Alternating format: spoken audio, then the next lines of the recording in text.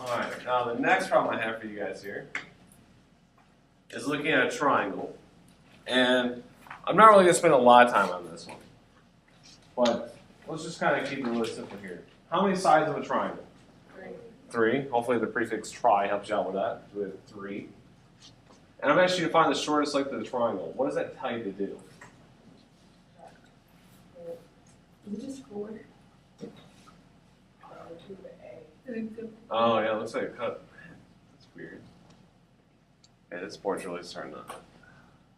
Oh, Yeah, I'm not anywhere. I'm so unhappy right now. Yes, Matt. Draw with the derivation. Because of its shadow. Yeah. Let's do a little bit. We'll split that up. I didn't hear how that's supposed to be. No. We'll say 3.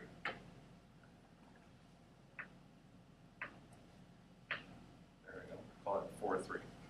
Okay. How would I find the shortest length of the triangle? What would I have to do in order to find the shortest length?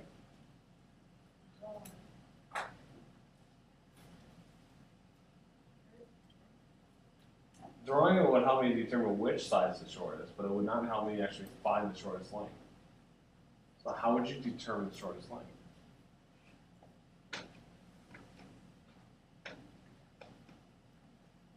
Okay, let me ask you this. What are the 3 sides of my triangle? No, those are my 3 points. What are my 3 sides? What are they called? Come on, give me the names of the 3 sides. No. Because if I have point A, point B, and point C,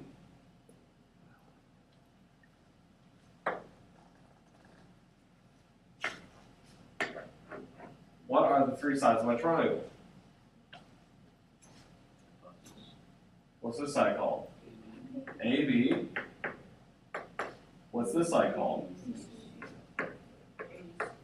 And what about this side? AC. So this problem isn't really that difficult. The only hard part is you actually have to do 3 distance formulas. You have to find the length of all 3 sides. The length from A to B, from B to C, and from A to C. So that's how you have to handle that type of a problem. You have to do 3 different distance formulas. Sometimes that works out nice, sometimes it doesn't. Now, totally going hypothetical here.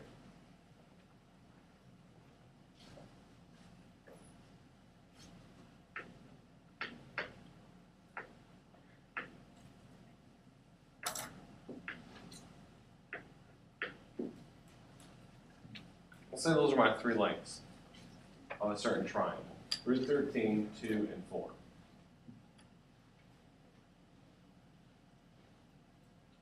Which one's the shortest length?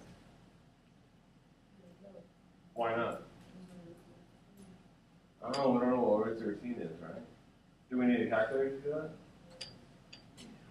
do that? We might, but you also might not. What's 3 squared? What's 4 squared? So compare root 9, root 13, and root 16. No. So what does that tell you about root 13? It's between what? 3 and 4. So you can use some estimations if you understand that. Okay? So knowing that this represents 3, and that represents 4, then root 13 is somewhere between 3 and 4. We're not exactly sure where. You could estimate where it might be. My guess is it's probably around 3.5. So it's almost right smack in the middle. But that'd be my guess. But that way you guys can estimate your radicals. I'm not sure if you've ever been shown how to do that. But not a bad way to go about with radicals. All right. Before we move forward, any question on a distance formula? The next thing I want to move into is midpoint. It's be interesting to see how this screws up my midpoint lesson.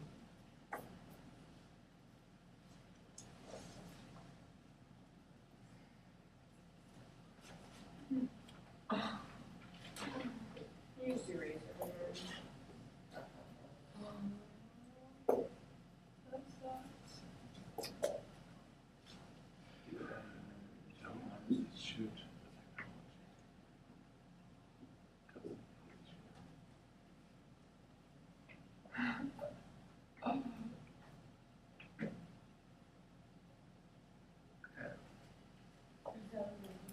what does it mean to be the midpoint?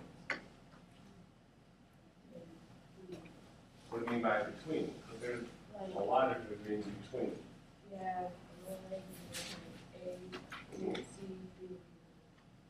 So I want 3 volunteers very quickly. Sam, Bree, and Brian. Up to the front.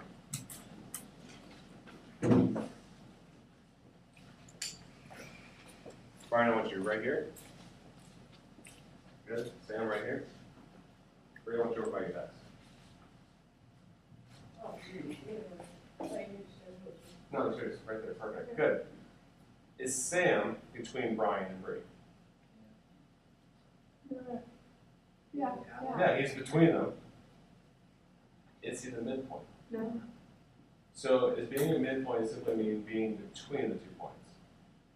No, it's a special property about being between them. What is special about the midpoint? It's halfway. So let's figure out where halfway is.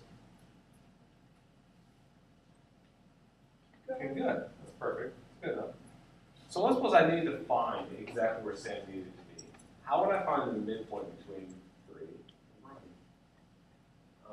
Measure between 3 and Brian and then divide it by 2. And then divide by 2. So I take the length between them and divide by 2. We do a lot of that in algebra. You might not remember it or not. Well, what is it when you take 2 things, you add them together, and you divide by 2? What's that called? Not the median, but the mean, the average.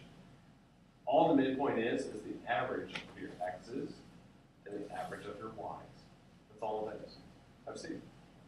Okay? So when we think about midpoint, that's what you need to remember. It's just the average of your x's and the average of your y's. Add your x's, divide by 2, add your y's, and divide by 2, and we now have our midpoint. All you gotta do. It's easy. Add them and divide by 2. It's very easy, but it just takes forever. It's 2 steps. You add them and divide by 2. It doesn't take forever to do that. For me.